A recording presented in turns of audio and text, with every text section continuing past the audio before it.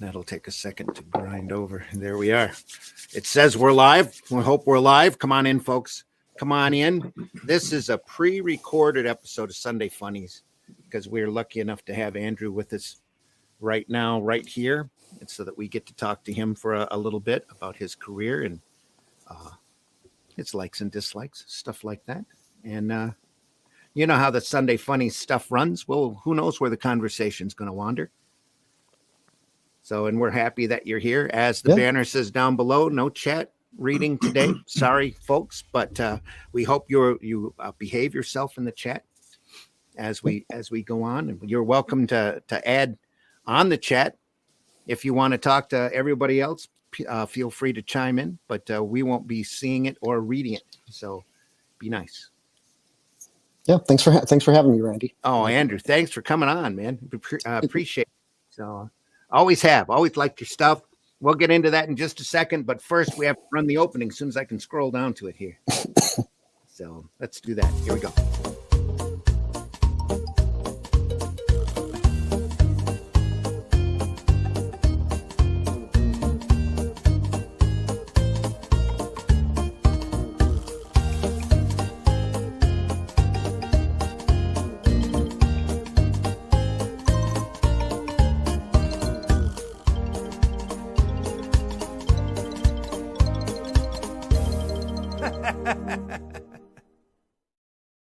That's right, folks. It's Sunday. Remember, it's Sunday, the 18th. So 9 a.m. We're happy that you're here. It's my wedding anniversary. It's your wedding anniversary. Is it really? Yeah. Congratulations. 13 years. 13 years. Sweet. Awesome. Yeah, a lot of great comics in that opening. I hadn't, I couldn't hear what it was saying while it was playing, but that's just music. Yeah, but so many good comic book covers there. Things that I love and I'm a big fan of. There was, Mad and the Uncle Scrooge stuff, or some Carlos Esquera 2000 AD art. The best one of all is that Kirby Fantastic Four one is the best one for me. It's just there we go. Yeah. That Uncle Scrooge number 14. Yeah. That's got a story in it called the 24 Karat Moon, which as a youth was a big influence on me in the creation of the Aniverse. So, where the ducks all go out in space, there's a moon, a small moon on the other side of our moon that's all made out of gold. So Uncle Scrooge has to be the first one there so that he can claim it. So he builds a big rocket ship, and Donald doesn't want to go, so they get a wooden box and they throw a bunch of soil in it, so he never really leaves his feet off of the earth, and they go flying out there. They have this big adventure with all these the Beagle Boys has a ship. There's a Texas guy who's got his ship, and they're all flying out there trying to get to the moon at once, and everybody's trying to distract everybody else until they get out there. And of course, the ducks are the first ones to land, and there's already somebody there. There's an alien there, and they go and those aliens and Scrooge is discouraged, and the guy goes, hey, he says, I'll trade you this whole moon for just one great hand of earth. If I only had a hand of dirt, so I'd give up this whole moon to you. And they remember that Donald had to have that box of dirt, so they run and they get it and they bring it back, and Uncle Scrooge is all happy because he's just inherited this 24 karat moon. This guy takes the pile of dirt and he puts it on top of a machine, and he makes himself a whole nother planet, goes sailing off. And then at the end, Uncle Scrooge is discouraged again, and they've molded a picture of him with a crown on his head to the Huey, Dewey, and Louie have, in order to celebrate his being the king of that moon. He knocks the crown off. And they're like, what's wrong, Uncle Scrooge? And he goes, somehow I think I got the raw end of the bargain. There you go. Anyway, I love those Carl Barks Uncle Scrooge comics. Absolutely, a lot of big influence on a lot of my stuff, and just like the way I like to write a story and the kind of fun, wacky adventures I like to do. And I almost got to work with Carl. Did you really? Oh, that would have been Excuse awesome. Me. Carl at age 100 had decided to do a new project. Well, Carl couldn't draw it himself, And so the call went out through I think it was Eclipse at the time. They contacted me and like the test was draw the ducks, and if Carl likes your ducks, you're in. Sweet. And so I did a duck sample, and I was the one who got in, and this would have been great, but Carl, darn him, just age 101 decided to up and die on us, and how dare he, the project never happened, and in fact to this day I still don't know what the project was. Oh man. Yeah, they never told me. And wow. So I still don't know what it was, but I mean, but it it's like I would have loved to have worked with Carl. Oh yeah. But on the other hand, the fact that Carl liked my ducks has served me in other ways as well. In that I've been like when they found a lost cover that Carl had penciled, they contacted me to ink it. Oh, and that had never been finished, and I got to ink that. And then years later, I was contacted by IDW when they got the rights to the Disney comics to do covers for a bunch of their stuff, and for various reasons, and not IDW's fault, so I don't want anyone to blame them, that didn't quite work out. So all I ended up doing was one Uncle Scrooge cover for him, but at least I got to do that. And Don Rosa paid me a really high compliment on there. Now, do you guys know Don Rosa? Oh yeah. I know of him. I know I've only met him a couple times at shows, just long enough to say hello, and that's about it. But yeah, go ahead. Yeah, well, he Don I also know is very picky and particular about his Scrooge art. Very much so. And he took I showed him the cover at a show once, and he took a look at it, and he covered up just one little bit of feathering. That all it took was his fingertip to cover up one little bit of feathering, and he said, "Now it's perfect." And so that was a huge compliment. That was the only flaw he could find, and it was just like only this one little bit of feathering that he could cover up with his fingertip. If that was it, and he thought the rest was great, that was a huge compliment. I just think he wasn't letting you have it 100% there. Yeah, probably 99.9. You know what I mean? He wasn't having some guy walk in and do a perfect drawing, so he had to find something wrong with it. But that's just my opinion. Andrew, this is the first time you've been on this show, and we have a large audience out there that might not know who you are. Why don't you introduce yourself to the audience and give a rundown of what you've done? Well, I'm Andrew Pepoy. I've been drawing comics professionally now for this year makes 34 years, so a long time now. I have worked, I'm best known as an inker, but I also have always kept projects that I write and draw going as well. So I have worked on everything from probably best known for my 18-year run on The Simpsons comic book, 10 years on Fables, many years on Scooby-Doo, Sonic the Hedgehog, X-Men, Batman-related titles, things like that. But I also write and draw. So I wrote and drew the revival of Katie Keene for Archie Comics. I drew the revamped Little Orphan Annie newspaper strip for a while. I'm known for doing covers for a lot of different comics like Doctor Who, Red Sonja, Lady Death, all sorts of things. But my favorite thing is, and one of the reasons I'm here talking to you, since you played a part in its history, is my favorite thing I've ever done is my own creation, The Adventures of Simone and Ajax, about the story of a 20-something girl and her best pal who happens to be a 3-foot-tall cartoony dinosaur. And it's a strange buddy comedy of sorts. I always tell people, if you're looking for anything deep and meaningful, this is not it. But if you're looking for a very silly comic book about a girl and her best pal who happens to be a dinosaur who can go to any time or place I happen to feel like sending them, with lots of cheesy jokes, groaningly bad puns, and lots of lemmings, this is your book. So I've done a lot of stuff, but that would be my favorite. And you, Randy, played a part in its history. Just a small. I just loved your stuff. So when we started Arrow Anthology, you were one of the first people I contacted and said, "Hey, I know you do short stories. I'd love to run some." So yeah, well, you ended up getting the long story. You ended up getting the longest of all the black and white stories, because what I did for you was the Simone and Ajax origin story. Yeah. Yeah. So that ran over the course of 2 issues of Arrow and We did a special Arrow and a spotlight. special Arrow Yeah. Spotlight one shot with Simone and Yep. Ajax, and Because I didn't finished want that and this. had Santa. I didn't want the end of the story to go unpublished, so How many volumes is it? we Is it started Arrow Spotlight. Pardon? What? How many volumes? Is it just the one volume? Is it the one? What with Simone and Ajax? Yeah.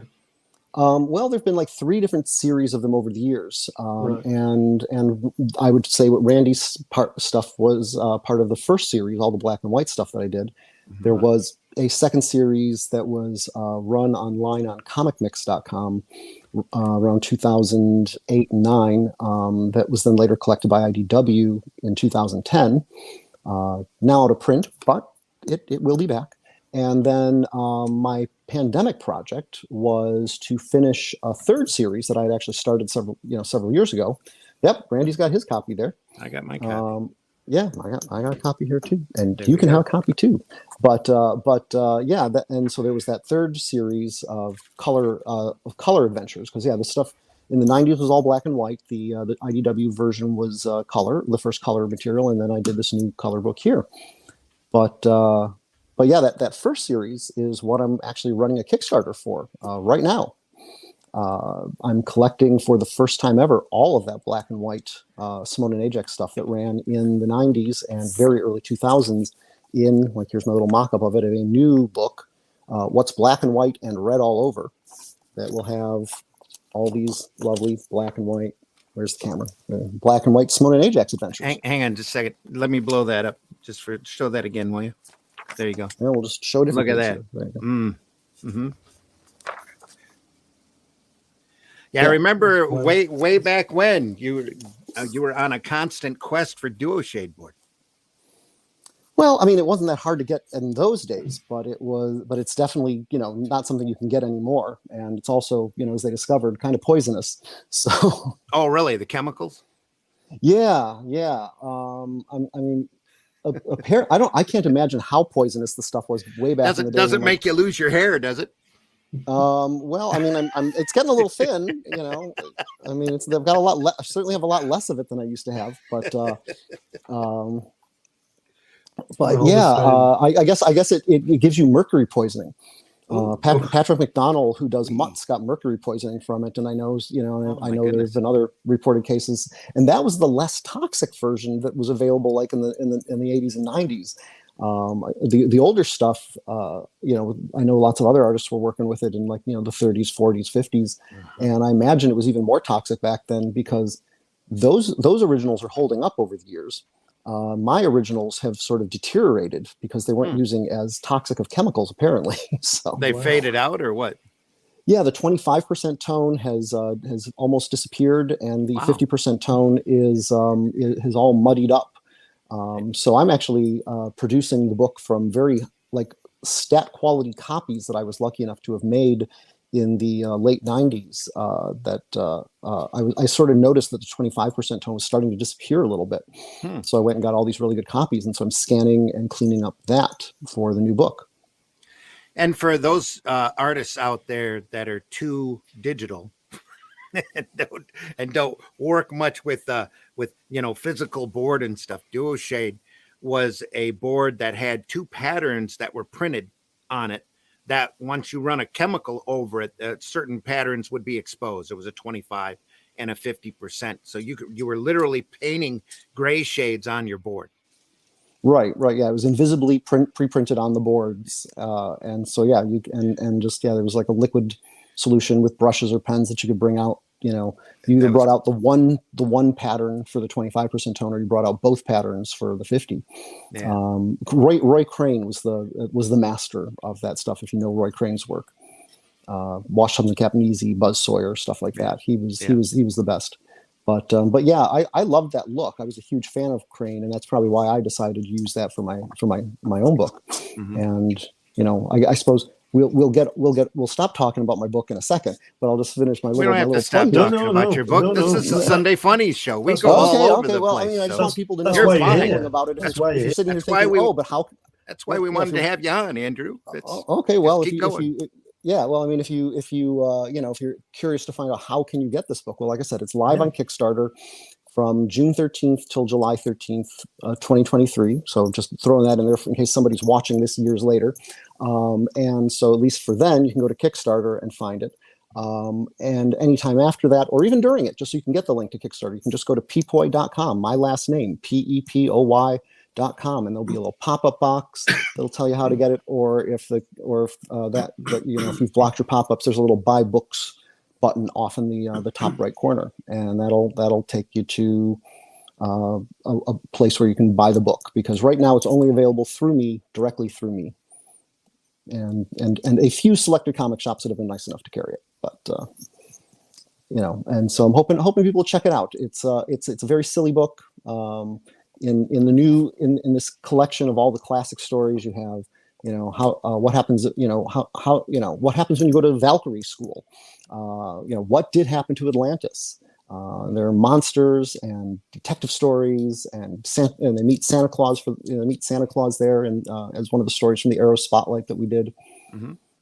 And that became sort of a recurring thing, because one of the extras that I threw in the book is, and I know you, Randy, you were on my Christmas card list when I used to do Christmas cards every year. Yep. I sometimes did entire mini comics as my Christmas card, and so there'd be Simone's constant battles with Santa trying to take over Christmas every year, and and get to give everybody the Captain Sensible Christmas album and things like that. I remember the cover for Arrow Spotlight was Simone in a Santa a Christmas outfit with Ajax with a sled being driven by lemmings. Right, headed toward a cliff. Heading towards a cliff. Yeah. The lemmings have become a recurring theme in there as well. They sort of, got these lemmings that have moved in with Simone and Ajax into their little, abandoned cathedral that they happen to live in, and so they often take place in the adventures. And this book with the 90s stuff will show how they met the lemmings and how they got to be part of the adventures of Simone and Ajax. Though no polar lemmings in this one. Okay. This is the ideal introductory point to jump on to learn all about Simone and Ajax. Yeah. So this will give you their earliest days, but at the same time, as an add-on, you can still get the previous book that I did that came out last year. Yeah. This one, full color. Full color. It's really a nice product. That really nice paper on that too. Really well printed. Yeah. I was real happy with how the printing came out, and the production on it. So I'm hoping to, as part of the stretch goals on the new campaign, it's starting out as a paperback, but I'm hoping to be able to up. The first stretch goal is it makes it a hardcover, and the second stretch goal is we get spot gloss, and the third stretch goal is we get custom end papers and stuff like that. I was real happy with how the end papers turned out. Yeah, it's just a great book in general. It's a fun read. Yeah, well, that's the thing. You said fun, and that's what I'm going for on this. There's a lot of darkness in the world. People tell plenty of dark stories. I want to tell fun. I want to tell silly things. I just want people to have a good time. Get some jokes, whether they hate themselves for laughing at it or not, because the joke is that bad. And just have a good time and some lightness and cheesiness to the world. Yeah, as you can tell by our background here, that's what we're all about here on Sunday Funnies. This is stuff that really entertains us in the light-hearted, more whimsical side of comics. So that's why we do this program. We a couple months back, we even went through the Monster Society of Evil book that we had. Great book. Which version? That one that they put out in the late 80s? That oversized one? Yes. Yep. There's that one. Nice hardback with a slipcase on it. Yep. Book. I have that. I was in college at the time. I remember that was like the biggest splurge. Glenn knows the publisher on that. Oh, okay, cool. Right? New Haven. No. The publisher for the evil the Monster Society of Evil book that we went through. Do I? You don't remember? No. Oh, okay. We went.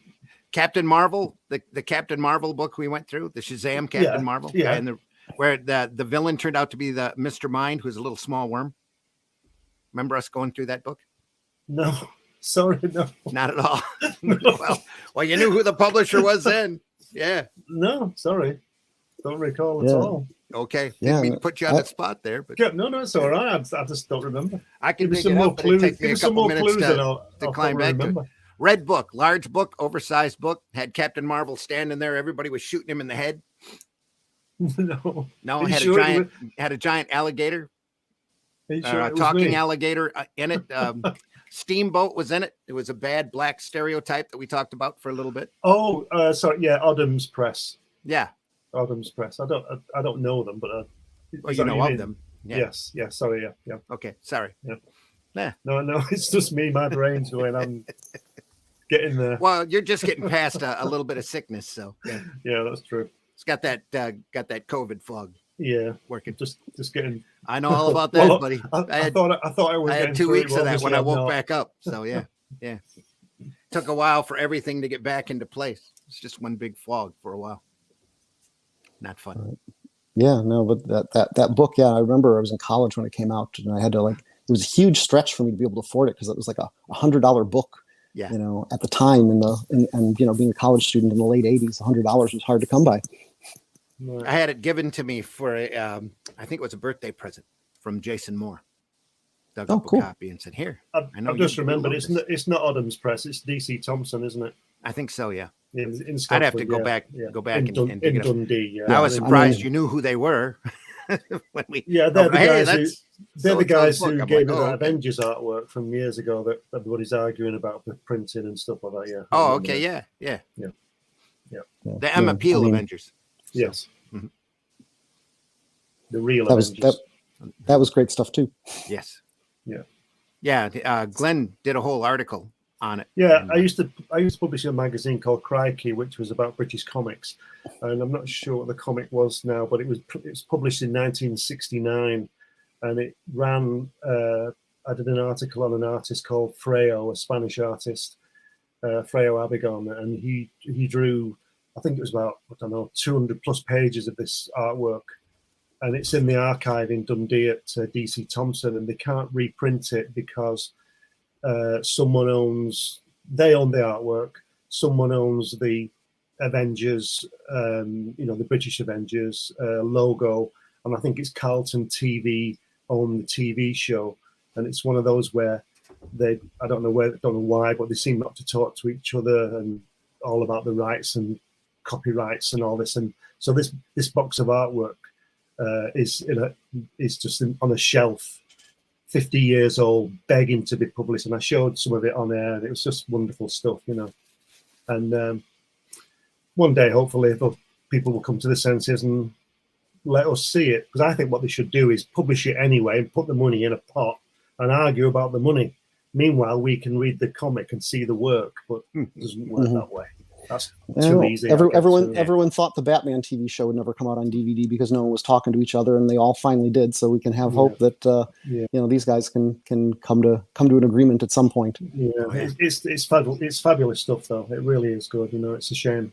It's a shame because, like I said, it was not been published since 1969-70. Nobody remembers it, but it's just fabulous work. But, super pretty. You ran a little bit of it in the. They sent me some. I was the first person to be given any scans of it, from way back in '70, and they let me publish it and do an article on it, and it was great. Yeah. And they also invited me up there. I've not been. I should go up, but things change. Yes, but they invited me to go up to Dundee, which is about 500 miles from me. I know that's not very far for you Americans, but it's a long way for me. And as I often tell Randy, if I go 500 miles south, I'm in Paris, right? Mm-hmm. If he goes 500 miles south, he's still in Michigan or wherever it is. Oh, no. I'd probably be closer to Nashville or Atlanta, maybe at that point. Okay. Yeah. But they invited me up to go into the archive and go through it, and I didn't actually go for various reasons. But hopefully, I should make some more contacts and get up there and do a whole issue of Comics Unlimited on the place. You should. They've got all their artwork from, I think it's like 1910 or something. They've got the whole thing. Wow. Everything, apart from obviously recent, which is all scanned now and sent in by the artist, but they've got all this physical artwork. Mhm. So anyway, right, in fact, I'm going to go right now. I'll see you later. They've still got it up there in vaults, huh? Just like Yeah. Gaines did with all the EC material there for a while. Yeah, it's just So amazing. so DC Thompson's still making comics? Didn't they do like a lot of war stuff, like Battle and all that kind of stuff? That's right. Yeah, they'd still do Beano, things like that. And Okay. but you can't recognize them now, because when I go in the supermarket, which is just apart from the Forbidden Planet store I go in, it's the only place with a comic rack. They're just full of, they're in plastic bags with toys in and candy in, and you can't pick it up and look at it. You've got to buy it. So they're about £6. I'm not going to pay £6 for it for a couple of toys and some, but they're still there. They are still there. Surprisingly. Okay. I'm always surprised when I see it. I think they started out 6, maybe 9p over there. Now they're no, less than that.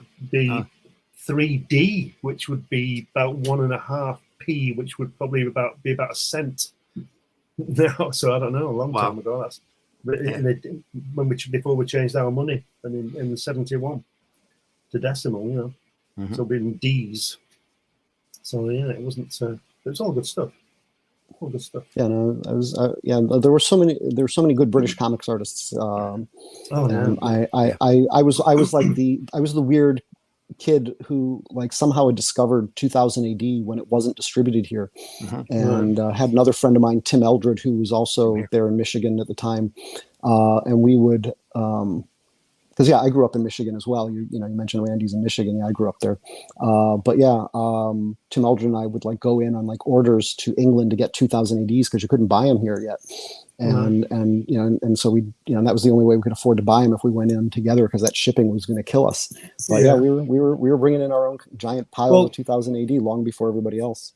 On Friday mornings, Randy has a show that we're usually on. That we're doing Dave Gibbons' Watchmen.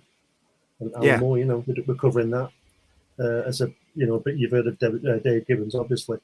And, of course, and we're going through the Watchmen series. What are we up to, Randy? 6? Yeah, we're starting 7 this Friday. Yeah, we're going through one issue at a time because we get talking.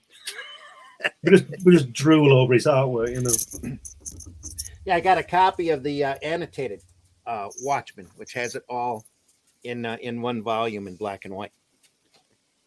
Oh, okay, cool. And we're going through that with the originals. We're going through one issue at a time at our current pace. So, yeah, if you haven't seen it, it's a great volume with little notes on the side, all 12 issues, and in black and white.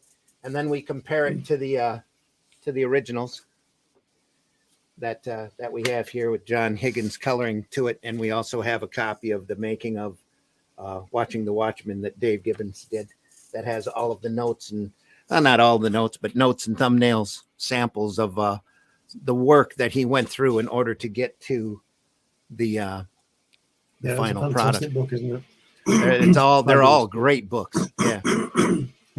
Gibbons, so much fun. Yeah, no, Gibbons was one of those artists I discovered before Watchmen through 2000 AD with him doing Dan Dare and occasional other thing in there. Yeah. Rogue Trooper. Yeah. Harlem Heroes, Rogue Trooper. Yeah. It's great stuff. I wish I still had my Watchmen page. Which page did you have? Do you remember? It had the owl on it. I know that. I couldn't. Probably if I saw it in the book, I'd be able to spot which page. The one from the issue 7, you mean? That's got the that I possibly. Yeah. I know. I mean, I don't remember what the cover was with the page, but I had an original page of Watchmen when I got my first big royalty check in comics. Back in the early 90s. I mean, not that we ever see those anymore, so don't go thinking we're all rich. But for that very brief moment in the early 90s when there were the big royalty checks, I was at the Chicago Comic-Con and Dwayne McDuffie handed me a check from Milestone for some work that I had done. And and I immediately went over to Scott Dunbier's booth and bought a Watchmen page, a couple V for Vendetta pages, a Brian Bolland Judge Dredd page, all this great stuff. Jack Kirby, Captain You got it. America. Mhm. Yeah, Wallywood Thunder Agents. Man. Oh, Ah. and you've still got most of these. Unfortunately, no. Oh.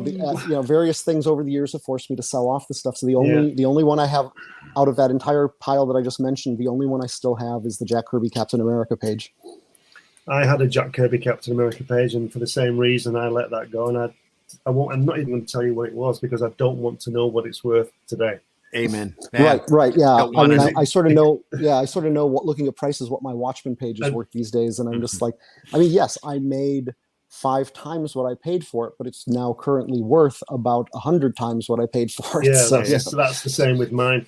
And I often think that I get sort of not upset. I don't get weepy, but I get upset that I let this page go. And I can only imagine what Jack thought when he didn't get any of them back, or most of them back, and he sees them for sale. But we don't need to go down that road. Right. You know, I was lucky enough to get Jack to sign it before he died. Right. I got to meet him just the summer before he passed at the San Diego Comic-Con. He every year they did a Jack Kirby's birthday party, but Sweet. Like everyone was out on the balcony, sort of oohing and eyeing over Frank Miller. And there was Jack just sort of leaning against the wall by himself, and my friend and I were like, "It's Jack Kirby. He's just standing there.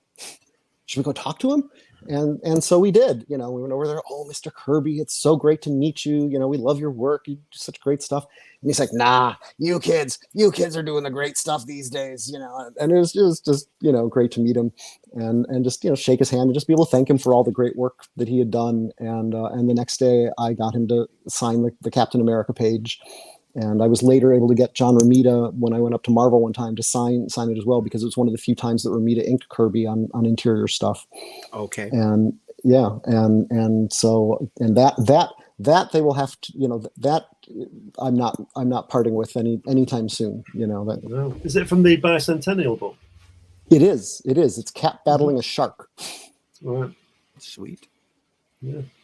So I'm very happy to still have that, though I wish I still had a lot of those others, that I mentioned, the Mick McMahon Judge Dredd page, or all because there's just so much good stuff, and I was in those days you could buy a nice Jack Kirby page for $300 to $500, maybe $600. I think I paid $600 for it.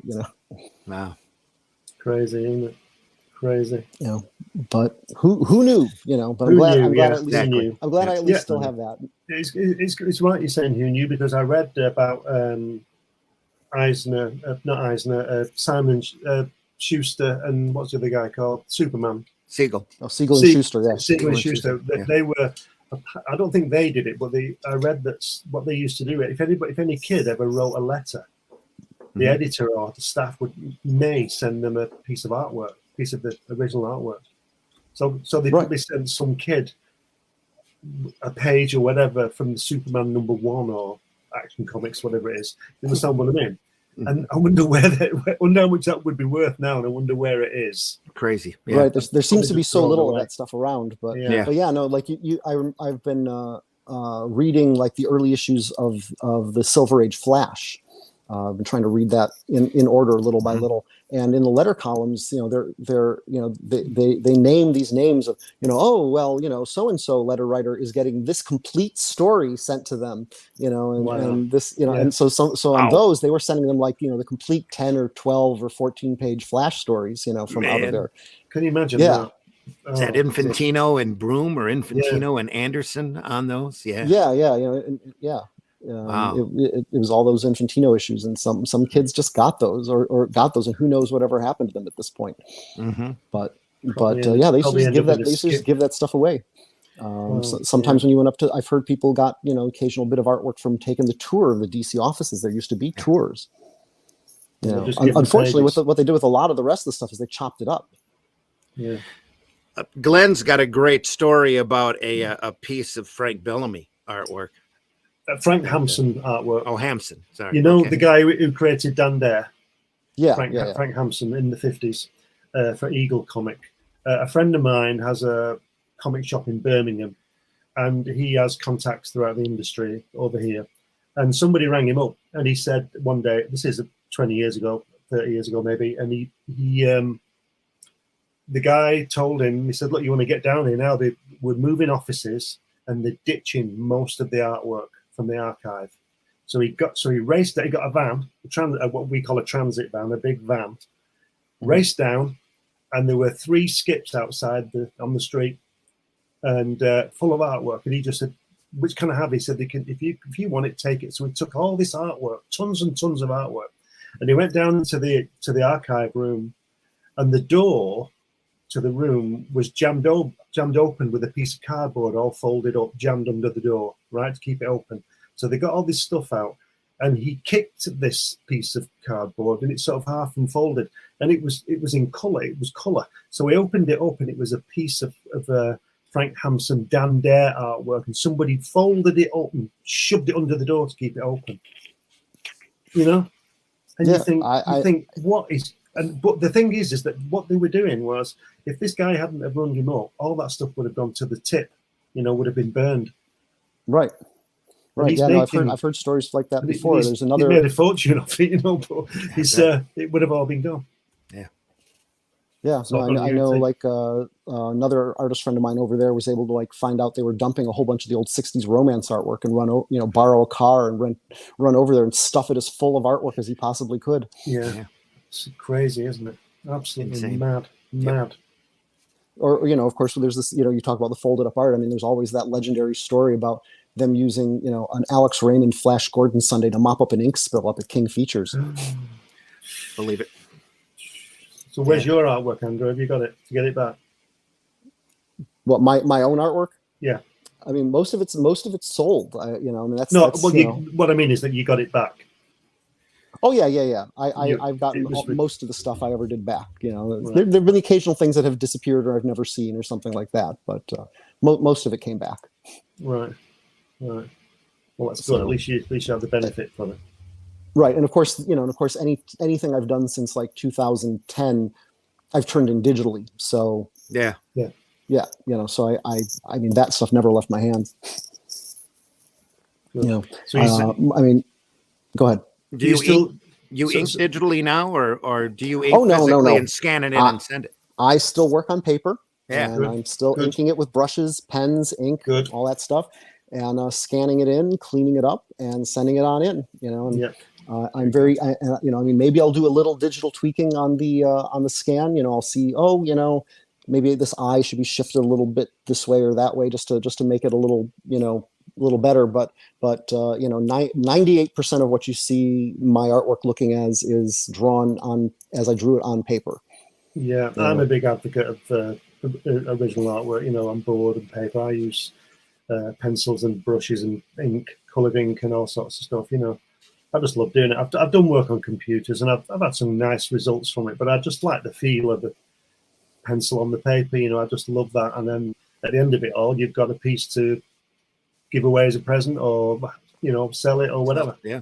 Yep. Yeah. So, no, I mean that's how a lot of us are all helping make our living, is we have to sell the originals. And I don't know what all those people who are working just digitally do. I mean, yes, they can. I hear they can work a little faster because they're working digitally. Yeah. So maybe that means they can make a little more output. But in most cases, it's the art makes so much difference to being able to sell the artwork makes so much difference that I'd rather have the paper. Oh yeah. Yeah.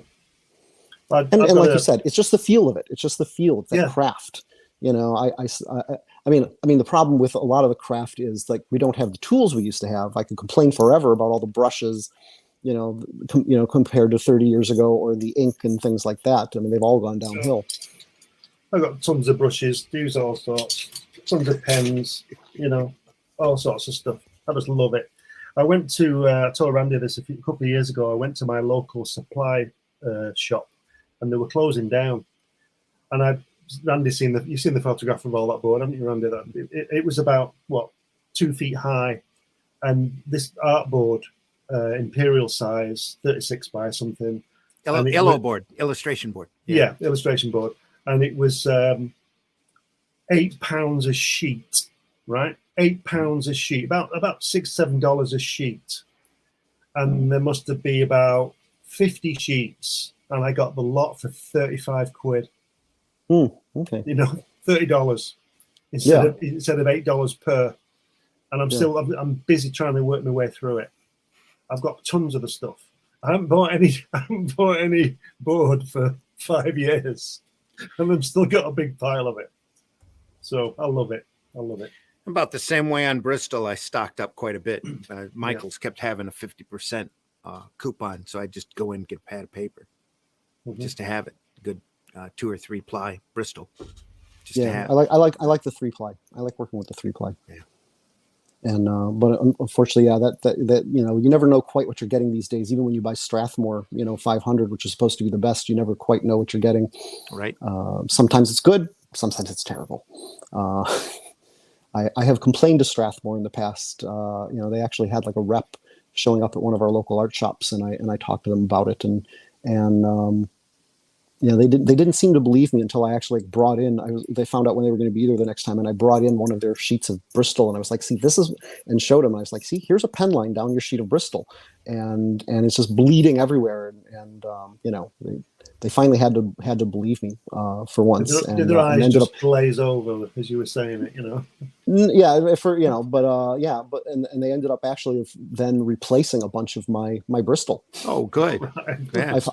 I've had them do that twice. They also did that another time when I was cutting up a bunch of Bristol, and then I started noticing that things seemed to not be fitting my scanner right. And I started using it. I put a T-square up against the edges of the Bristol and found out that the entire package of 24, sheets of like massive, I'm buying the, like the 22 by 33 sheets. Yeah, big sheets. And the big sheets, and found that they were all cut on, not square. So all of my pages that I was working on at the time weren't quite, everything was askew slightly, because I just sort of was just sort of doing my usual, like measuring 17 inches on the other side, cut across, and chop it up, never ever thinking that it could possibly be, oh my god, the paper's not square in the first place. Right. Oh, wow. So they replaced that though.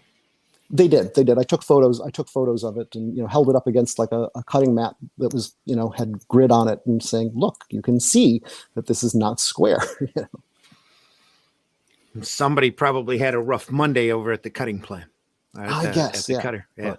Yeah. I see you've got some hembeck back in the background there too. I was going to say the exact same thing to you. You've got the Hembeck Omnibus back. I do. Behind you. Yeah, I've got a little bit of Hembeck right there. Yeah. Mm-hmm. Yeah. No, love these books. Yeah. Yeah, I'm a huge Hembeck fan. I was as a kid. Like I tried to imitate his style. I have little notebooks full of like me trying to draw my family in the Hembeck style, and again, it's like it's a surreal thing for me a lot of times that I actually get to know some of these artists and writers that I loved as a kid. And Fred, it's not like we've gotten to know each other terribly well, but we, through Facebook, we've gotten to know each other a little. And a few years ago, I threw what I call Andrew's 12-year-old fanboy dinner at Baltimore Comic-Con one time. I try a lot of times at Baltimore each year. I will try to throw together a little dinner of a lot of the people I want to talk to. Okay. And weirdly enough, a lot of these people say yes. And so that year was particularly focused on probably a lot of the artists I was reading and loving around when I was like 10 to 12 years old. And it was one of the few, I think it was the only convention I've ever seen Fred at. And I invited Fred along with like Joe Staten, Steve Lealoa, Al Milgram, Mike Vosberg, I know there were other people, but a bunch of these guys who were all doing comics at Marvel and DC around that time, around like 1980 or so. So I've been very lucky to get to meet him. And now I picked up a few years ago, a real nice Dateline, however you pronounce, all those little expletives. Yeah. Dateline expletives. Yeah. I got a real nice one of those that I remembered seeing previously, and like I've always had a real soft spot for the sort of not the primetime player heroes. So this was him having like the bigger name group meeting, the bigger name hero meeting up with sort of their lesser known counterpart from another company. So you had like the Thunder Agents meeting Shield. Right. And then you had Spider-Man meeting the Destructor from Atlas Comics. Yeah. Or you know, and the Spectre meeting Nemesis from that 60s thing. And it was just this great page, and I'm really happy to have that. And I'm hoping to get that framed at some point and put that up, because I just love Fred's stuff. Yeah. And he's a real nice guy. So yeah, I got that whole, you know, Dateline on the shelf there. It's amazing. Yeah. It's got a lot of fun in it. Yeah. Yeah. You've got the Superman and the Shazam from 60s to the 30s to the 70s book behind you. Mm-hmm. I've got those books. Yeah. Terry and the Pirates as well. Yeah. Got the Terry and the Pirates. Yeah, there we go. And got the EC Library, these books right behind my name thing on here. I've got like the brown weird ones? science, weird fantasy. No, well, the brown ones are the complete Washtubs and Captain Easy by Roy there Crane. you go. Yeah. You know, the father of the adventure strip. Yeah. And I love that the stuff. ECs are below your name then. Yeah. Right. The next shelf below there is like, you know, let's see if those here. EC hardback volumes. Yeah. You can see some of those volumes poking up yeah. there. You can see some of the Carl Barks library there too. You know, got the weird science, weird fantasy, Mad, Panic, stuff like that. You know, only the best Mickey Mouse volumes too. Right. There's some of the Floyd Gottfriedson Mickey Mouses right there. Yeah, you know, gotta have that. Some Barney Google. Yeah, I don't have any Google. Okay, you know, got the peanut stuff up on the shelf too. I mean, there's more than that, but that's just happened to be what's on this shelf. Yeah. But yeah, no, the Superman book, I loved that as a kid. That was one of the things that sort of showed. That was one of the early things that showed me there was a history to the comics. I think what first really showed me was that very first Superman Digest DC did around like 1979 or so. If you remember that, had its great painted cover on this digest. It was their first DC's first digest, and that was the first time where I sort of realized there was a history of these characters. And then soon I found out that this kid down the street from me had a coverless copy of that Superman book. Someone had ripped off the front cover of the hardcover book, so I, you know, like the binding had been ripped off, and I got to borrow that and read it from cover to cover. But yeah, the Shazam book, that was one of my quests to find the Shazam book. I mean, that not was easy to find. Just impossible. Yeah. I mean, I was in a small town in Michigan, you know, so you know, I didn't get out too often, and I remember, you know, sometime when I was, you know, again, probably around 10 or 11 or so, went to B. Dalton and the mall in Grand Rapids back in the day when parents would let their 10-year-old wander off in a mall, right? You know, and there was the Shazam book. They had it. But it was still like another hour before I was supposed to meet up with my parents. And so I, you know, met up with my parents, and I immediately dragged them to the B. Dalton. It's like, they've got the Shazam book. And somehow in that intervening hour, somebody had bought it and it was gone. Oh no. And I was just crushed and devastated. I just couldn't find a copy of that for years. It was actually, Alex Ross, who knew I was looking for a copy, like back in the early 90s when we were both still in our early 20s, who ran across an extra copy at a con or something and grabbed it for me, you know, and we sort of swapped books. He was looking for a copy of the Crawford Encyclopedia of Comics, if you remember that from the 70s. Oh, yeah. Yep. And I think I got a copy of that back there too. Yeah. Yeah. So I you know, I just love the way that you say, you know, Fred Hembeck, and then I was talking to you know, Alex Ross, and we swap books. You know, I know you're not, but just dropping all these names, it's fantastic. What I want to know is how you got in the door at Marvel. I take it you're working freelance all the time, and you just get freelance jobs. Is that right? Yeah. So I mean, so I guess backtracking a bit. Go ahead. I was always a I'm trying to find the right word, but determined. It might be a good one. I was determined to be a comic book artist from a very young age. Like, you know, I started publishing fanzines when I was 12. So I mean, I'm going to backtrack a little further. The two things that really helped me sort of, I think, very early on were I was lucky enough that through my public library, got to support the public libraries, through my local public library in Holland, Michigan, I was able to meet Rick Yeager, who had drawn the Buck Rogers newspaper strip from 1933 to 58. Really? And was, wow. Yeah. Had no idea he was local. He was in Saugatuck. Do you know Saugatuck? Oh no, I know where Saugatuck is. Absolutely, yeah. Yeah, and which was like, you know, just like 10 miles south of Holland, Michigan, where I grew up. Yeah. Yeah. Yeah, and he was apparently, you know, a regular in the library, and they, you know, so Sweet. they'd noticed this 10-year-old kid checking out like every book they had on comics. I was very lucky that, you know, in that time in the late 70s, when there weren't a ton of books about comics, my little small town library had a pretty good selection, you know, compared to probably a lot of libraries. We had all those Nostalgia Press strip reprint books with Smithsonian Oh collection yeah, newspaper yeah. comics. I've got a couple of the Flash Gordons from Nostalgia Yeah, Press. yeah, yeah. If you could see the I was bottom going to shelf. say I grew my history of love for the comics history by hitting my library and picking up the Les Daniels Comics, a history of comic books in America book, Mhm. and the Great Comic Book Heroes by Jules Pfeiffer. Okay, yeah, Those are yeah. the My mom, two big books for me that I just absorbed.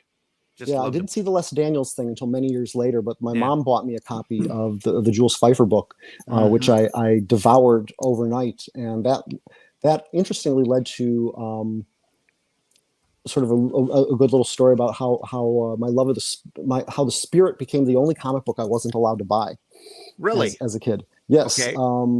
Do So tell. so going completely off on a different tangent than telling the story of how I got into Marvel and DC. Oh yeah. So my mom, you know, like I said, we were in a small town, and so my mom was often ordering things from like these book catalogs, Okay. you know, and she ordered me a copy of the Great Comic Book Heroes, and you know, I immediately, of course, read it from cover to cover multiple times, like in that first day. And the next day, we went off to once again the big city of Kalamazoo, you know, to so my mom could go to the S&H Green Stamp store. You remember Yep. green stamps? Yeah. Oh yeah. Yeah, Mhm. but my folks always got the True Value stamps. Oh, They were the okay. yellow Okay. ones. Yeah. Yeah. We had Green Shield. Green Shield Okay. stamps. Yeah. So we went off to the Kalamazoo to go to the S&H Green Stamp store, and once again, you know, in those days when you'd let your kid wander off down the shopping center, you know, it's like a strip mall in Kalamazoo, and mom's at the S&H Green Stamp, and I was going to go down to the record shop down the other end, and I go in there, and you know, there's all these weird glass tubey things. I don't know what they are. You know, remember this is like 1979. Yeah, they call that paraphernalia. Yeah. Yeah, I didn't. Well, you know, being 10, and you know, I had no idea what that stuff was. Sure. But they had all these weird comics about Freak Brothers and Zap and all this other stuff. You know, I can see your Zap comics there in the background, and you know, and I didn't know what these things were, but mixed in amongst those was, you know, the Spirit magazine, because Kitchen Sink had just started publishing the Spirit, and so it was, you know, you could find it with the other Kitchen Sink undergrounds, I guess. And I didn't know what underground comics were, but I was like, holy cow, you know, because like in the Great Comic Book Heroes, I had heard of every character in that book except for the Spirit. Yep. And so it's like, suddenly it's like, I've never heard of this character until yesterday. Now here's an entire magazine about it. And I bought that, you know, I checked and made, I had, you know, enough little bits of money in my pocket to buy that magazine. And I bought that magazine and loved it, and fell in love with Will Eisner's work, you know, because it was beautifully, gorgeously printed on crisp white paper in black and white. And from Will's personal stats in most cases, you know, and loved all that. So anyway, a few weeks later, my aunt, who lived in Kalamazoo, was coming up to Holland to come see me, or not me, you know, but my family. And so I said to her, you know, I said, can you go back to the shop and get me another one of these Spirit magazines, please? And when she showed up at the house a few days later, she you know, she came in and she's like, I'm not buying you anything there. That's a head shop, you know, and you know. I had no idea what a head shop was, but apparently it was a bad thing. And from that point on, my mom wouldn't let me buy the Spirit. So I always had to, like, you know, whenever I could find some Spirit magazines here or there, I always had to sneak them home. You know, not that the Spirit had anything to do with, you know, drug culture or anything like that, but it's like that my mom was somehow associated with it at that point, and I had to sneak home the Spirit magazine, which I did. But anyway, getting back to, you know, the early days. So so I met Rick. I met Rick Yeager. I met Mike Gustovich. I took a summer art class from Mike Gustovich in 1981 when I was 12 in Grand Rapids. And between those two of them, I got a real head start, probably beyond what most kids got, because I had met real cartoonists, and I learned how to work with a brush and dip pens by the time I was 12. I wasn't any good at it, but I was, you know, I had been taught the basics and was practicing with them by that time. And so, you know, I started doing my own fanzines, and I remember I went to my very first big comic book convention in 1983, came down to the Chicago Comic-Con. Back in those days when, parents would let their 14-year-old kid hop in a car with their 16-year-old friends and drive 3 hours to Chicago. Yeah. And stay overnight for the whole weekend to go to these things. And I took a box of my fanzines and I took my own little folding table. And I went in there and I asked, can I set up with my fanzines? And they pointed me over toward Larry Charette, who owned the legendary Larry's Comics here in Chicago. Okay. And Larry was like, well, if you can find a spot where you're not blocking somebody else's display or a fire exit, go for it. And so I did, and I set up my own little table at this big show. I was right between Bill Willingham and Mike Sains, and 14 awesome. years old. And I remember Rich Buckler walking up to me and saying, "How did you get a table? I couldn't even get a table." And I said to him, "I brought my own." Awesome. But I was out there hustling even from that age. And I started standing in professional portfolio lines at that show when I was 14 years old. Mm-hmm. So through that, I started getting to know some of the editors and people at various companies, and I started getting nibbles by the time I was 16. But it was finally, I finally sold a couple things to Gary Reed. When I was in college between my sophomore and junior year. Who was doing Caliber Press. Right. Yeah. Right. Which was based in Michigan there over your side of the state. Yeah. Yep. And so I was, I was kind of, finally breaking in. Mm-hmm. And I was, I was trying to do my own stuff. And I would show my stuff to Caliber, and usually they'd say it was too commercial. And I'd show my stuff to Malibu, and they'd say it was too weird. Mm-hmm. So I was not quite getting. I didn't seem to be quite making anybody real happy. But and I came back from a semester in Rome and traveling around Europe when and was way too artsy and pretentious for my own good, and wanting to do like the great American graphic novel. And someone at Innovation said, "Looks like you'd be a good inker. Do you want to try inking?" So I was like, sure, and at that same show, I ran into Tim Eldred, who I'd mentioned earlier, when we were trying to collect 2000 ADs. I ran into Tim Eldred, who was penciling for Malibu at the time. He's like, oh, we need an inker for my next miniseries. And so I was like, okay, 2 people, same day, saying you want to try inking. So I did this. How old were you at this point? I would have just turned... This was the summer of 1990. So I would have just turned 21. Yeah. So I was still in college. It was somewhere between my junior and senior year of college. Mm-hmm. And back in those days, you could just walk into San Diego Comic-Con. So, my parents somehow, scrounged up the money for a plane ticket for me, booked me a room at the Y because, we'd spent all our money on the plane ticket. But my parents have always been tremendously supportive of me, and so they and they still are. My parents are still with us. They're in their 80s at this point, yeah. But they're still supportive of me even to this day, and they always have been. Cool. And so they sent me out to San Diego so I could show my stuff, and I went over to Innovation, and I didn't get the job. But my friend Tim took me over to his editor at Malibu, Chris Ulm. And Chris looked at my stuff for about 20 seconds and it's like, okay, you got the job. So suddenly I was inking. And I spent my senior year inking that. And then I worked up some samples. And again, through the various people that I'd met over the years, I called up Marvel and DC I just called up Marvel and DC editors back in the days when you could just do that, So this would have been spring of 91. Mm-hmm. And with the help of Paul Curtis. Do you remember Paul? No. Micro Comics. Did a lot of fanzines. He's Maggie Thompson's brother. Okay. And with the help of Paul Curtis and Bill Reinhold, I was able to get a point. I was able to just call up people at Marvel and just they were like, yeah, sure, come on in, show your stuff. And DC, I was having no luck with. They didn't seem to want me popping in. Mm-hmm. And fortunately, I had while sitting in the airport waiting to catch my plane back from that San Diego show I mentioned where I got that first inking job at Malibu, I'd met Michael Davis. Do you know Michael Davis? Yeah, one of the founders of Milestone and many other things. I just happened to meet Michael while I was waiting to catch my plane, and he gave me his card and said, if you ever need help, like getting into DC or something, give me a call. And so I gave him a call. That was great of him. Yeah. And he arranged for me to meet with an editor named Katie Main. And doesn't even ring a bell. Yeah, she wasn't. I don't think she was there that long. Yeah. But yeah. So so the question of how did I get in? So this is. So I went to New York, had my appointments with Marvel in DC. I think my first day I was going over to DC, and I get to reception. They call Katie, and Katie's like, send him back. And between the time I left reception and got to Katie's office, some kind of emergency family phone call came in. She came out of her office all upset. She's like, "No, I'm sorry, I can't see you. I'm leaving." And I'm just left standing there in the hallway, going, "What do I do now?" Yeah.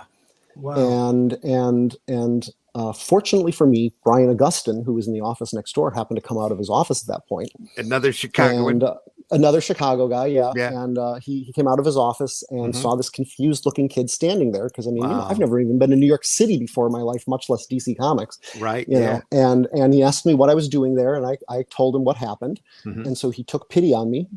Brought me into his office, looked at my portfolio, and gave me the 1991 Flash Annual to ink. Cool. So I just happened to be literally standing in the right place at the right time. How many pages was that? Like 54 or something like that. Yeah. 54. Really? Wow. It's just like here's a. Well, no. He didn't hand it to me at that point. No. I think it was being penciled by Craig Brassfield at the time, and so it had to be penciled and lettered, and then sent to me several in piece, like in installments several weeks later. But anyway, Andrew, that's amazing. Andrew, we're not jealous at all. Yeah, not at all. I was just lucky to be in the right place at the right time, and then the next day I went over to Marvel. And I was able to say, "Yeah, I'm already working for DC." Oh, there you go. Yep. So I actually started out at a much better page rate at Marvel than I might have, because DC's rates were better in those days. And they knew what they paid. So yeah. Yeah, And so I was already working. We should give him some work. Yeah. Right. Well, I think that helped a little bit. I didn't leave Marvel with much work, but I left Marvel with a pinup.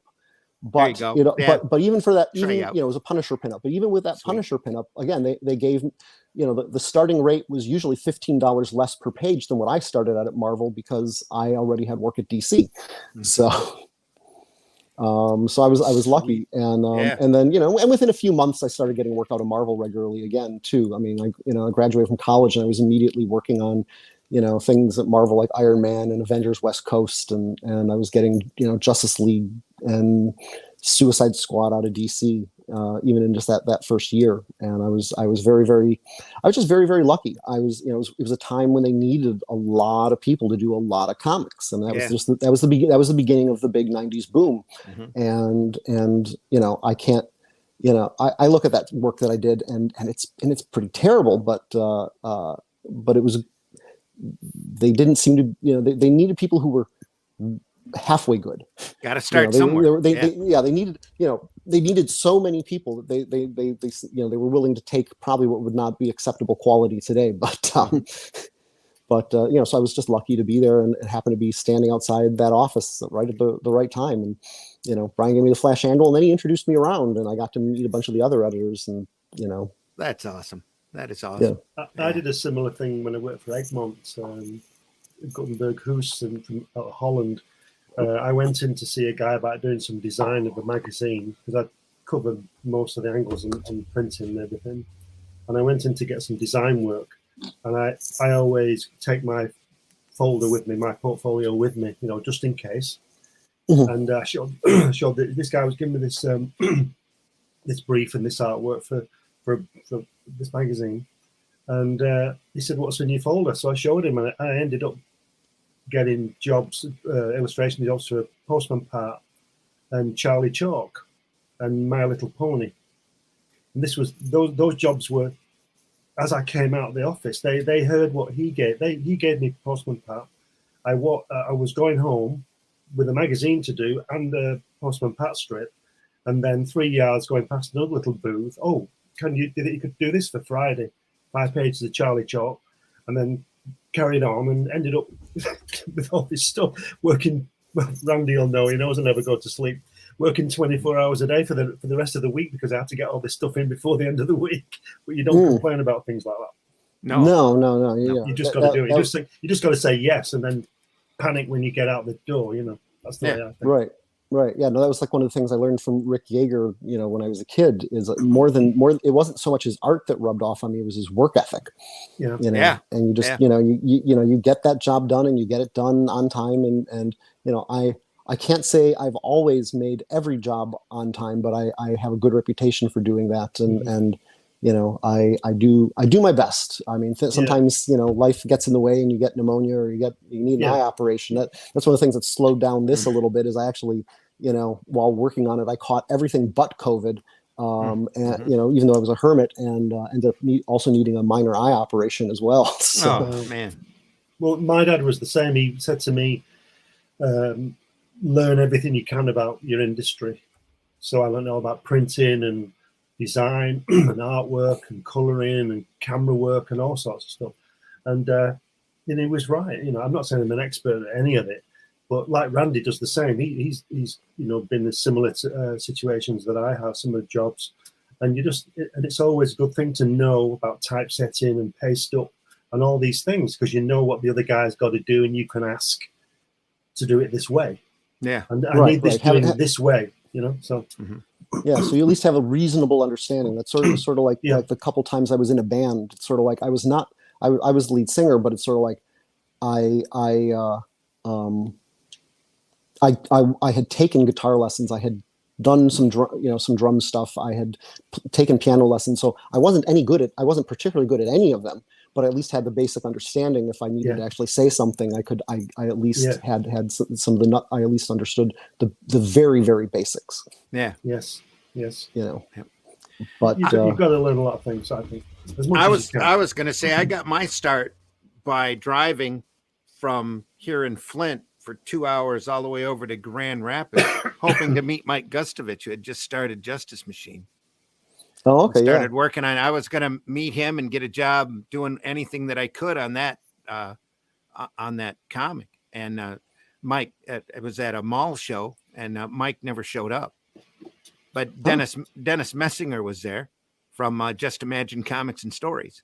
Okay, yeah, I remember that. Yeah, and I looked at it. I showed him some of my samples, and he says, "How come you haven't been printed yet? Send me a story. Just send me a story. Just make a story like nothing. Just whip it up. Mm-hmm. Just send me a story, whatever, and I'll print it." Mm-hmm. And I'm like, I went home with a big head, and I ended up spending like the next 2 months trying to perfect an 8-page story to send to him. And my first printed work was in Just Imagine Comics and Story number 11, I think it was, with a Mike Vosberg cover on it. Oh, okay, cool. Yeah. So Mike's a Michigan guy too, Yeah, I got to be in there with Tom Artis and Doug Rice, and there's a story from me and a couple other folks, and I'm like, But it had taken me 2 months to get those 8 pages done. 2 months and pretty much my first marriage to get get that story done. So yeah.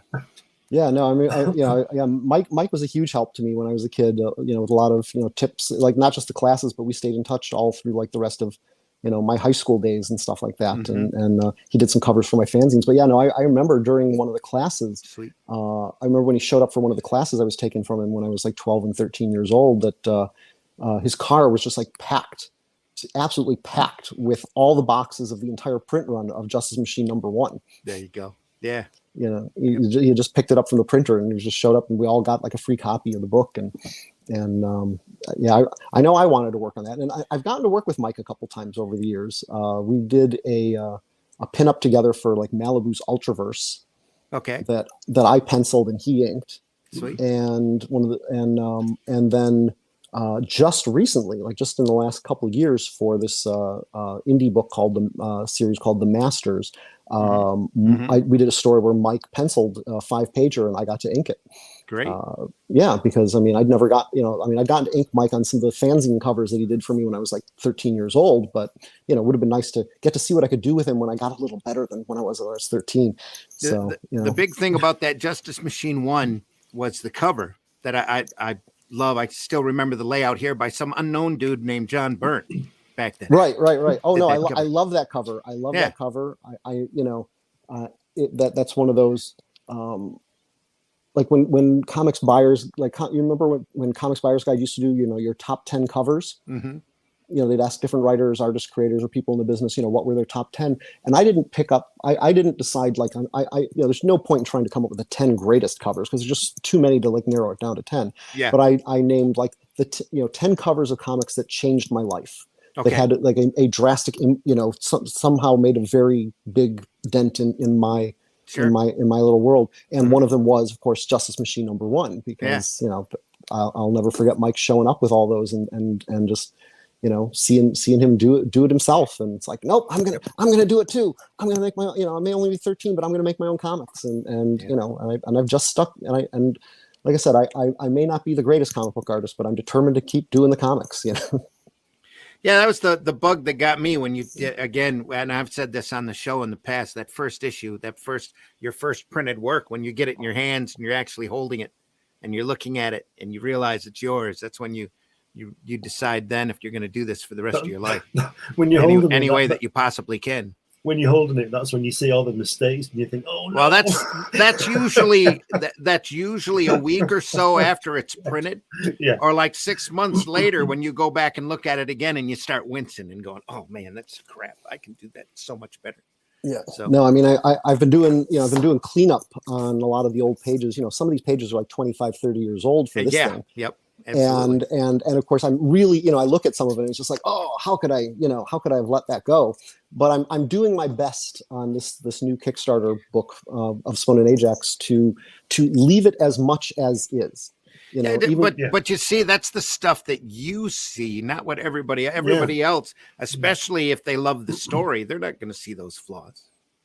Hopefully that's the case. But yeah, no, I'm gonna, like, as I'm going through this, I'm trying to fix typos and things like that. Oh, but but I'm fixing typos, or like there's one place where I used I misunderstood what a word meant at the time, and so and the line doesn't make sense. Mm-hmm. And so I'm going to change that. I think that they're going to change that one word, but other than that, I'm leaving it pretty much as is, including the original terrible hand-drawn logo on it, if I still have a version of that page, because like I said, I'm working from Xeroxes in most cases, right? And so sometime and there was an attempt to do this book about 12 or 13 years ago with IDW that didn't quite work out, and so I sometimes, like I said, since I'm not working from the originals in pretty much almost any case on this, and sometimes working with stuff that was tweaked over the years.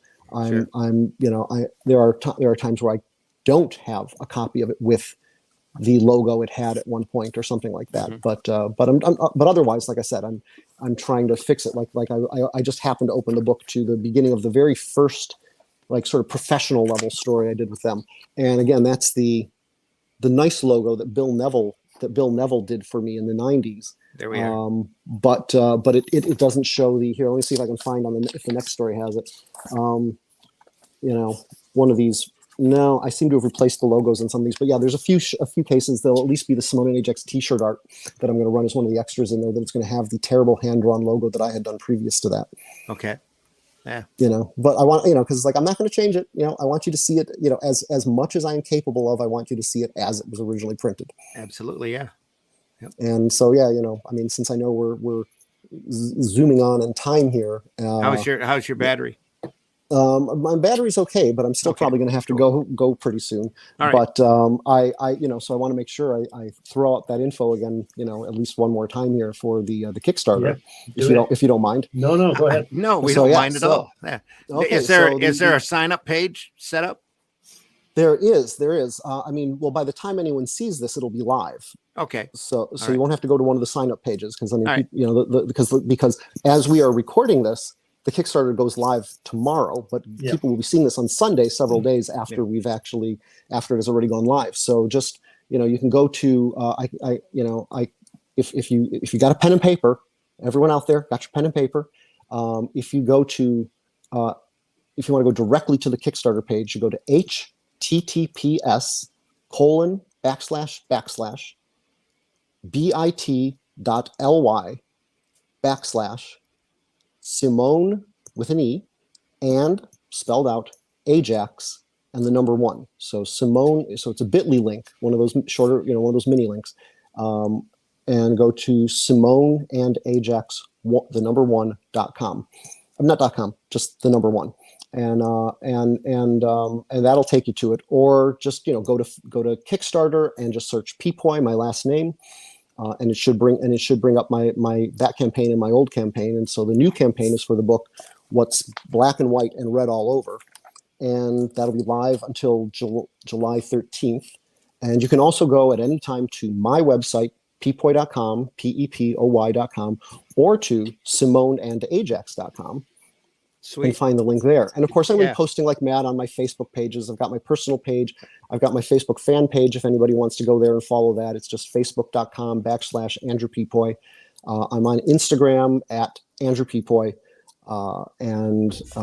Simone and Ajax have their own pages. So Facebook /Simone and Ajax and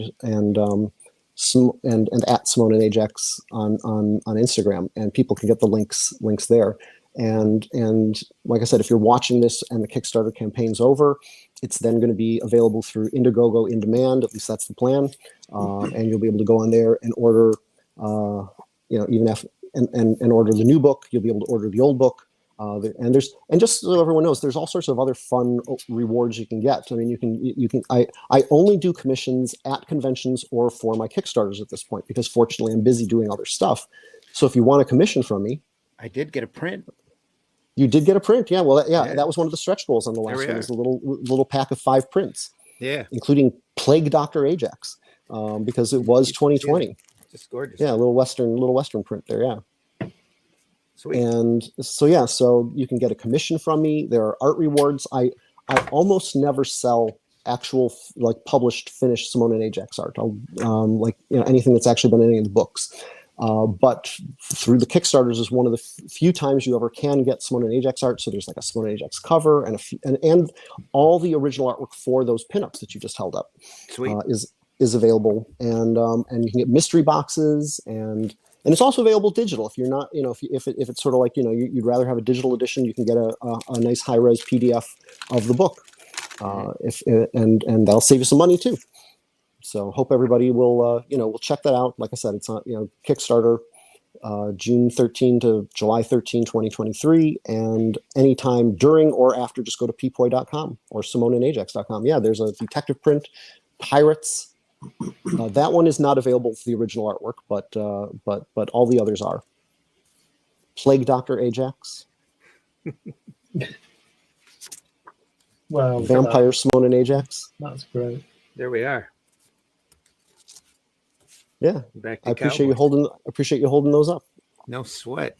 Love them. And I hope people, I just hope people check it out. And if you want to get an idea of the humor of sort of it, if you go to simoneandajax.com, there is a previews page where you can read like the first 6 pages of several Simone and Ajax stories, so you can get the idea of what they're sort of like, and get because like I said, it's a silly book, and it's got the cheesy jokes and the bad puns, and I just hope everybody can have some fun with it. That's the idea. It's a lighthearted, fun property that and like I said, everybody needs to read. Everybody will enjoy it. So. Yeah, I mean, I call it like all ages. I'd say certainly 10 to death. It is what it's designed for. And anyone who's 10 years old or older and still alive, and even if you're a vampire, even if you're undead, you might still even like it. 10 to death. Do you have a chair on there where you can get a little sketch inside the book with a signature? Oh yeah. That's one of the other things. You can get the book signed. You can get the book signed with a doodle. I think yours probably has a doodle in it. I was going to show mine off here. Yeah. So yeah, you can there's the Plague Doctor, but yeah, you can there you go. Always working backwards here. Here we are. Yeah. Look at that, folks. Get your own little Ajax and get it personalized and signed by Andrew at a little extra cost, but well worth it. It's fun. I hope people think it's worth it. I'm trying to keep the price reasonable. I'm trying to keep the postage reasonable. I know your viewers are worldwide, so unfortunately, postage rates for anyone outside the U.S. have gone ridiculously expensive in the last few years. Yes, it is, and so I was very lucky to have backers from all over the world on the previous Kickstarter. But I hope some of them will come back. But who knows, because the postage rates have kind of doubled in the last few years. Yeah, it's madness, isn't it? Well, if they Crazy. feel the postage is too exorbitant, they can always pick up the PDF. You can Right, still they can ship always it buy the digital electronically over. Yep. And that's the thing. Like, you don't have to wait for the book to come back from the printer to get the PDF. Anyone who buys the PDF is going to get that as soon as the book is ready to go to the printer, because that's what I'll build the PDF to. And as well, anyone who buys a physical book gets the PDF for free. There you are. Yeah. We go back to that thing, don't we? It's nice to hold the book in your hand. It is. It is. It is. I still love the paper. And I just tried to make this a really nice package. Yeah. That was, That's what it is. Something I would enjoy reading. Yeah. Got my nice little quote from Patrick McDonnell of Mutts on the back cover. Bill Sienkiewicz gave me a great blurb for this new black and white collection that'll be on the back cover of that. Bill is just one of the nicest guys in comics. And I remember meeting Bill for the first time when I was a kid at that very first night, my very first big show at the 1983 Chicago Comic-Con, where, besides sitting at my own little table with my fanzines, I had brought boxes of comics for all these other pros to sign, because I'd never, I'd been to some of these Grand Rapids shows where there were maybe 3 or 4 pros, but nothing like the level of that Chicago show. And I was bringing piles of stuff for John Byrne and Howard Chaykin and all these other people who were there, Jose Luis Garcia Lopez and Trevor Van Eden and all, and then I ran into Bill Sienkiewicz, and I was like, oh, Mr. Sienkiewicz, I didn't know you were going to be here. I didn't bring anything for you to sign. And he's like, well, is that your sketchbook? And I was like, yeah. So he grabs my sketchbook and just, whips out a ballpoint pen and does this, little Moon Knight drawing for me in my sketchbook just on the spot. Those are the best. Yeah. And that is literally 40 years ago at this point. And here Bill and I somehow, like I said, it's kind of surreal. I'm friends with Bill at this point. It gives me hug. He hopped out of his like at San Diego last year. He hopped out of his autograph line to come over and give me a hug. And it's just it's nice. It's just he's just cool. And I didn't even ask him for this blurb. He just says to me, it's like, oh, Andrew, would you like a blurb for your next book? Cool. And I'm like, sure. And so yes, I sent him the PDF of all the old black and white stuff so he could read it over. And he, I'm going to have that on the, so I've been lucky enough, like I said, to have Patrick McDonnell. We had the, thought for a minute we lost you. Yeah. Technical mishap here, Oh, it all just adds to the transparency, Andrew. Don't worry about it. Right. If you could see how my, how my everything is set up here. It looks so nice behind me on the bookshelf, but yeah. But no, that's why I have the sheet so nobody sees the nastiness on the other side. So. Yeah, no, you can't see all the other stuff in the kitchen here on the other side of me, So. Yep. But yeah, I've just been lucky to have people who also like Patrick, who did the blurb on the last one, or Mark Schultz, who wrote the introduction for the IDW book. Some of these artists who I love, and they for some reason like what I do, and it's just like I said, a little surreal at times. We were talking like 2000 AD stuff. When I was in high school, Brian Bolland was my favorite artist. And now it's like, I can just sit in a bar at a convention with him talking music. That's what we talk about is obscure, like 1970s and early 80s electronic music. He's got just a really diverse music taste. And weirdly enough, like, despite his one of his most famous works, the Killing Joke, having to have tied in, having to have some legal issues with the band Killing Joke, he hadn't listened to Killing Joke, and I'm sitting here 30 years later sending him YouTube links to Killing Joke songs, and I'm just like, but Brian, you live in England where Killing Joke actually had hits. How have you not heard Killing Joke? And and so I'm sending him I'm sending him YouTube links so he can hear Killing Joke. And it's just that's one of the great things about this business is it's a very small business, and so many people are so nice, and you can actually get to know some of your favorite people, the legends that you loved and read, and I mean, like you said, you get the imposter syndrome because I'm still sitting, like I said, I've been doing this for 34 years, and I'm still sometimes sitting here thinking, why is everyone acting like it's normal that I'm here? Like somebody's going to find you out. Yeah. Yeah, but it's like for some reason it's like I'm sitting here with Marv Wolfman and Len Wein at something, and it's like they're all acting like it's perfectly normal, or like I remember I mentioned that 1983 Chicago show, my very first big one. I mean, as I'm walking into the hotel lobby, there's Marv Wolfman, and I'd seen a picture of him in fanzines. I knew I remember what he looked like, and I remember at the time thinking, holy cow, it's Marv Wolfman. I was like, wow. And here I am years later. It's not like we're pals or anything, but like we both found ourselves stuck in an airport at one point. And we're just sitting there hanging out, chatting comics, for about an hour because we had this extra hour to wait while I was waiting for my flight and he was waiting for his. And, it's just weird how but so nice that in some ways this business is so small that you can get to know all these people. Yeah. Yeah. I've mentioned this before. The first time I met George Perez, George jumped out of his chair and went, "You're Randy Zimmerman. You do Tales from the Anniversary. Your stuff is great." It's like, holy crap. How do you handle that? Yeah. I mean, yeah. I only ever got to meet George briefly once, and I heard such great things about him. I would have loved to have gotten to know him better. Yeah, he's one of those guys that would have sat at your dinner, and would have just gone off and told stories. I've had dinner with him a couple times, and it was just nothing but a joy. So. It would have been great. Yeah, no, there's some of these people that like everybody seemed to know, but I didn't, like George Perez or Neil Adams, who both passed right around the same time. Right. Everyone was telling their stories about both, and I'm just like, I never met Neil even once. I mean, I'd seen him at conventions, but I never actually met Neil. Mm-hmm. Like I went up to the continuity offices once and met his daughter, who looked at my portfolio, but I never actually met, Neil. Uh-huh. And like I said, George, I met just briefly at a Baltimore con once, and that's about it. But so many. So, well, like I said, but I'm still fortunate that there've been so many others that I've gotten to meet and know over the years. Have dinner with Kurt Swan. There you go.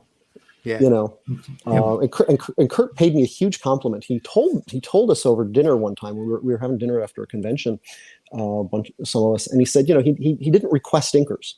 He just sort of took who they gave him, and rarely ever even and only once ever complained about anybody, and then he actually asked for me on a cover. Really? Wow. Yes. And I've just always been thrilled with that because did you get to do it? I unfortunately did not get to do it because there was this kid named Murphy who just happened to be available. Oh, this old dude Murphy just took some hot young kid named Murphy. Kid, and unfortunately, So I mean, no, of course, if you can get Murphy Anderson to ink, Kurt, you're going to get that. I did get to ink Kurt twice. I got to ink him on a Superman pinup. And I got to ink him on part of a Teen Titans annual, and so I did get to work with him a couple times. Yeah. And had he lived another week, I was going to ink the next job he was supposed to do. Missed it by that much again. Yeah. The last time I met Will Eisner was at San Diego show, and I was passing him in the hallway, and I was just hello, Mr. Eisner, and Randy, how's Aero Comics doing?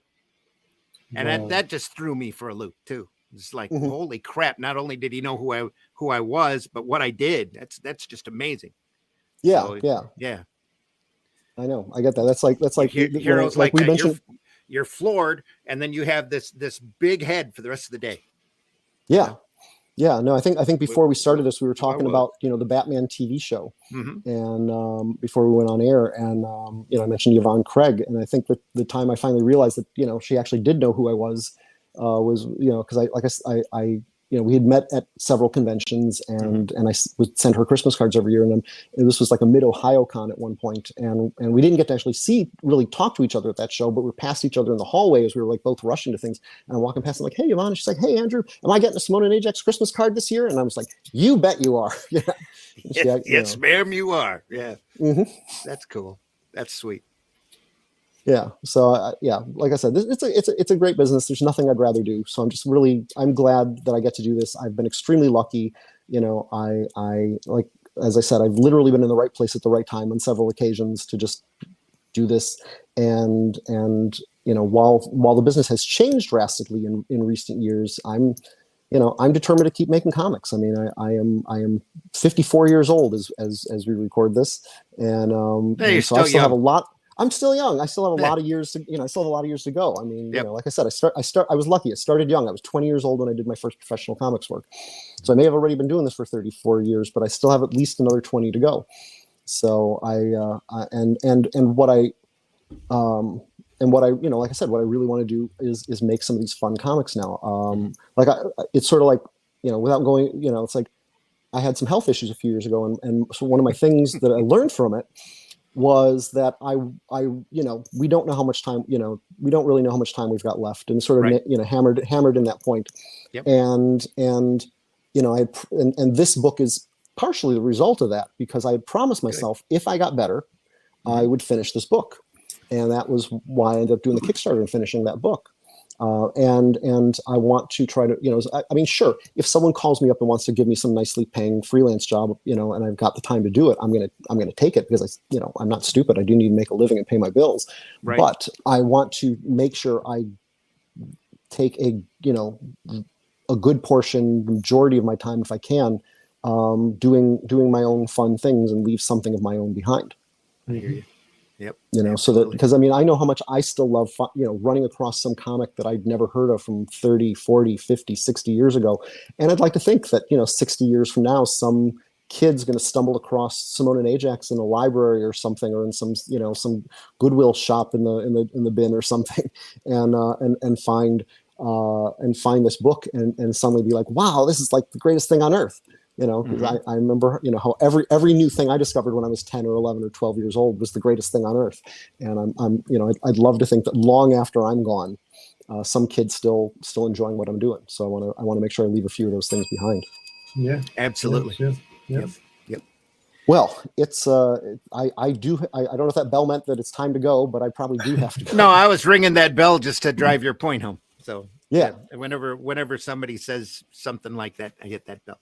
So it's always good to hear. Andrew, make sure you tell everybody once again how they can find you, how they can find Simone and Ajax, where they need to go. Okay, so well, let them know. Like I said, currently it is, as this is being recorded, it is live on Kickstarter from June 13 to July 13, 2023. And you can go to Kickstarter and just search Pepoy, or one of the easiest ways also is just go to my website, pepoy.com, pepoy.com, and there should be a pop-up box, and if there isn't, click the Buy Books button, or on the landing page, right of the landing page, all that, there should be a Back the Kickstarter, and you can go to the Kickstarter, or if you're watching this or listening to this after July 13th, you can just go to any those sites as well, pepoy.com, simoneandajax.com, and there will be links to where it's available at that point. Like I said, and you've got copies of this that can go out right away, right? Oh yeah. Yeah, okay. yeah. If you go if you go to their Indiegogo page, because that's after the Kickstarters are over, I run them on Indiegogo, on Indiegogo in demand, and you can order. Yeah, you can order Lemmings and Tigers and Bears. Oh my, that's the name of the volume 3 here. Immediately, if you want that in your hands right now, you can go to the Indiegogo page, or if you're willing to wait until the new book comes out, you can order a bundle of the first 2. You can order this book, What's Black and White and Red All Over, the current Kickstarter, and add on a copy of the book as well, though you'll have to wait until this actually gets back from the printer and they'll be shipped together.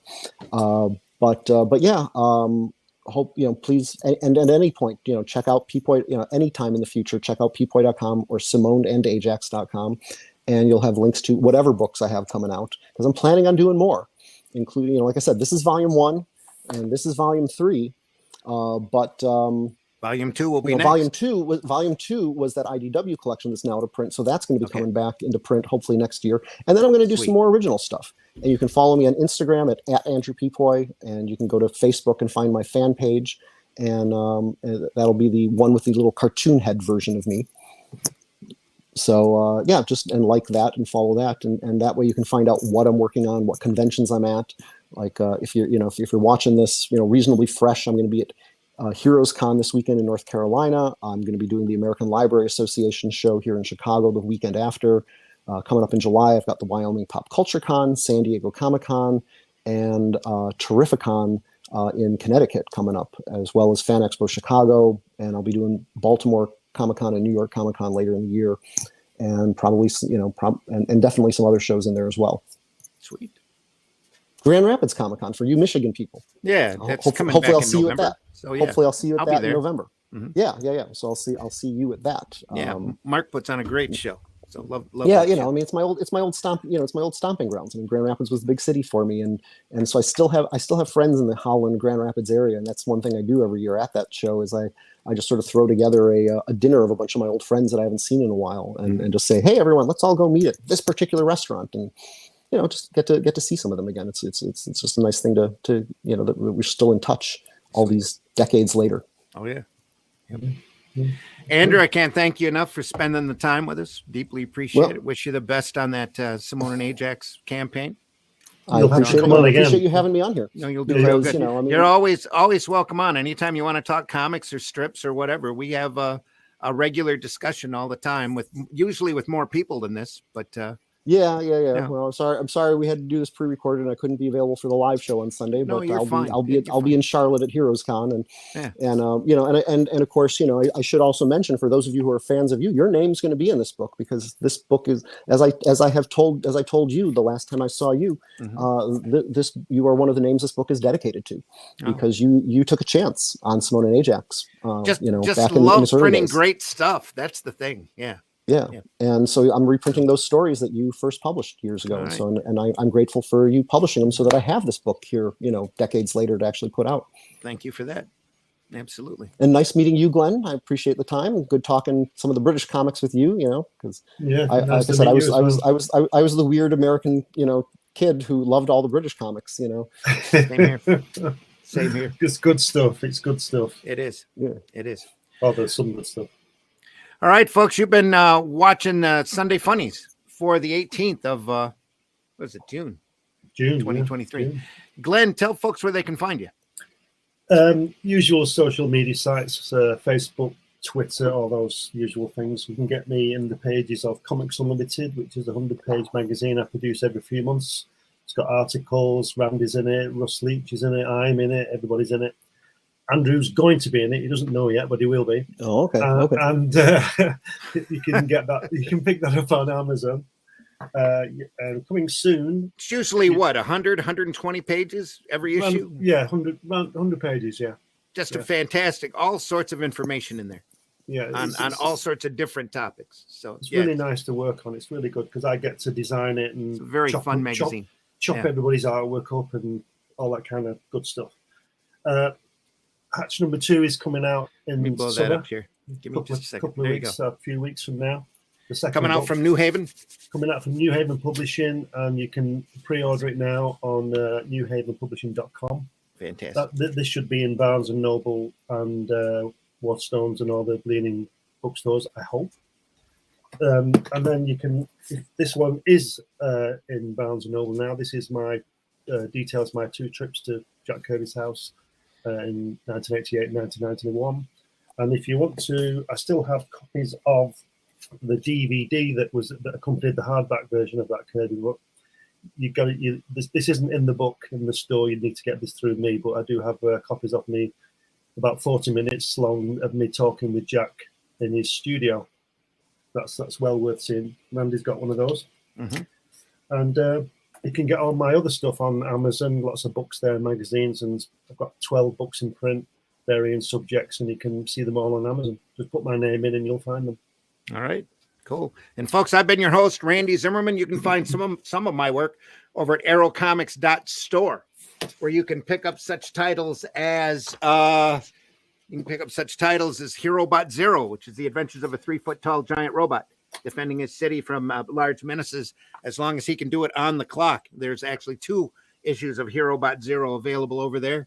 Then the second one actually has a cover by some weirdo named Scott Rosema, so who's on the show not often enough, as well as Paragon, which is a superhero story that I wrote with artwork by J.R. Harris, I'm really proud of, as well as Calico of Shard, which is a fantasy adventure story about a talking cat, a weird elf with a huge collection of oddball stuff, a barbarian fairy, a centaur warrior, and a wizened old wizard as they try to put their world back together again. And if you go over right now to fundmycomic.com, you can see a campaign is still open over there for The Fool, which is a fun superhero, kind of an urban vigilante that I've done that dresses in a weird, outlandish costume. I like to call him the rodeo clown of justice, as he goes out and fights street crime with the practical joke weapons. All in color, the one self-contained story in the book, Fool for the City, that I created and wrote with artwork by Chris Tyson and colors by Patrick Gama. It's a great book, a lot of fun, meant to be fun and enjoyed by all. Nice, lighthearted, action-packed superhero fun as the couple of local detectives compare notes on their exposure to the character and how badly they just need to get him off the streets before he hurts somebody. So that's over right now over at fundmycomic.com for The Fool. So go over there and take a look at that. And while you're there, look at the other books available there. There's some great products just waiting to be discovered. Also from Arrow Comics is Soul Tack. That's got a campaign over there. That's kind of a roughneck Han Solo book. Chrome Dog, which is a little difficult to explain. So go over there and take a look at that campaign and see what that book's all about. That's got artwork by Luke Stone. Luke Stone's Hybrids is also available over there. A lot of great products. Plus, don't forget AR13L, the Little Mermaid, is also available over there from Arrow Comics, about a mercenary mermaid and her companion crab named Sebastian. So it's a lot. That's a lot of fun. Put together by Pixel and with artwork by the great Eric Hodson. So go over there and take a look at those products right now over at fundmycomics.com. We'll be back Friday morning. Next Friday, we'll be covering Watchmen, issue 8. So go over there and take a look at that issue. We'll be doing, we just did issue 7. And then come back next Sunday. Well, we'll have another topic and we'll have another great conversation covering this stuff that we love so much that inspires us to stay in this crazy business we call comics. Once again, Andrew, thanks so much for coming on. You're welcome on anytime you want to talk comics, man. Thanks. Yeah, no, thanks for having me. I really appreciate it. I had fun. So, it's always good. And, looking forward to seeing you in a few months at the show. Yeah, always good talking to you. And again, folks, go out there and look for Simone and Ajax over on Kickstarter at, Pepoy.com, SimoneandAjax.com. Go over there and take a look at that campaign. You won't be sorry. Whoop, he's dropping out and dropping in. All right. And we will see you all soon. Take care. We're available over at the Indie Comics Network. We are always archived over there under Sunday Funnies and Comics by Night. We cover some great stuff.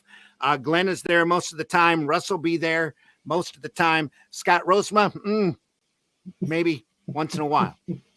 So we'll see everybody soon. Yeah, the Scarlet Pimpernel. We'll see everybody soon. My phone's going off. Hey. Anyway, we'll see everybody soon. Take care, everyone. Thanks, everyone.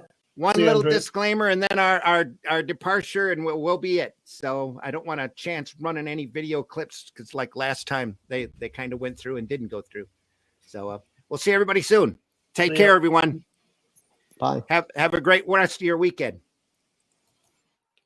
The views and opinions expressed within the video content found on the Indie Comics Network are those of the speakers and do not necessarily reflect the views or positions of the Indie Comics Network or its sponsors. Have a question or comment for us to address on the show?